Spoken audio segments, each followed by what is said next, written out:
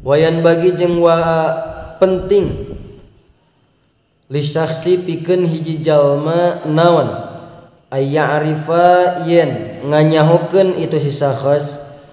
auladahu ka pirang-pirang putrana Kanjeng Nabi sallallahu alaihi wasallam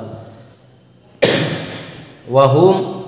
sareng ari itu aulad ala sohihi netepan kana jalan soheh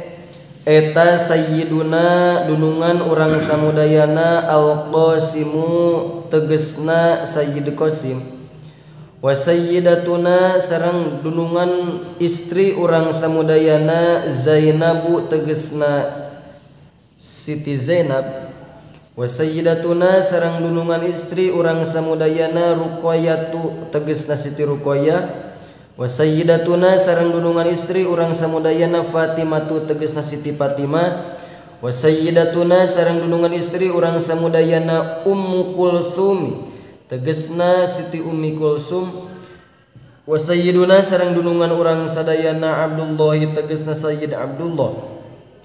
wa huwa sareng ari itu Sayyid Abdullah al mulaqabu eta anu sok dilandi bitayyibi kunami tayyib wa tahiri sareng nami tahir wa sayyiduna sareng dunungan urang samudayana Ibrahimu tegesna Sayyid Ibrahim wa kulluhum sareng ari sakabehna itu nu kabeh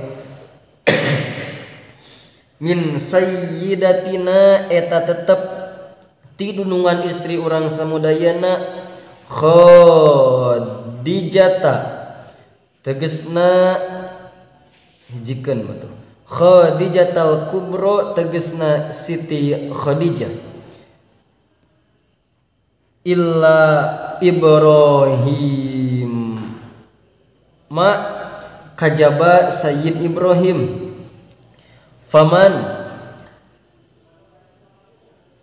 famin Mariyatal Kibtiyah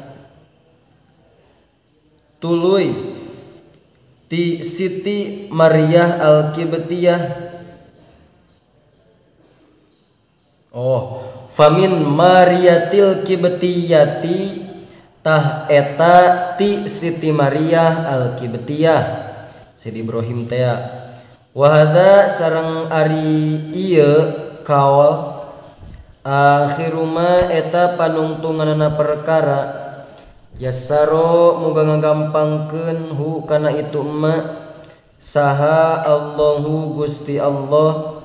min fadlihi tina kurniana Allah wa karamihi sareng kamulyaan Allah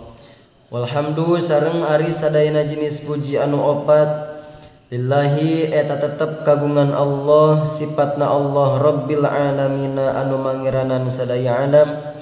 wa shalla sareng muga mempernan rahmat saha Allah Gusti Allah ala sayyidina kadunungan urang sadayana Muhammadin tegesna Kanjeng Nabi Muhammad sallallahu alaihi wasallam wa ala alihi sareng ka kulawargina Kanjeng Nabi wa sahbihi sareng ka sahabatna Kanjeng Nabi wasallama sareng muga maparinan kasalamatan Allah ka Kanjeng Nabi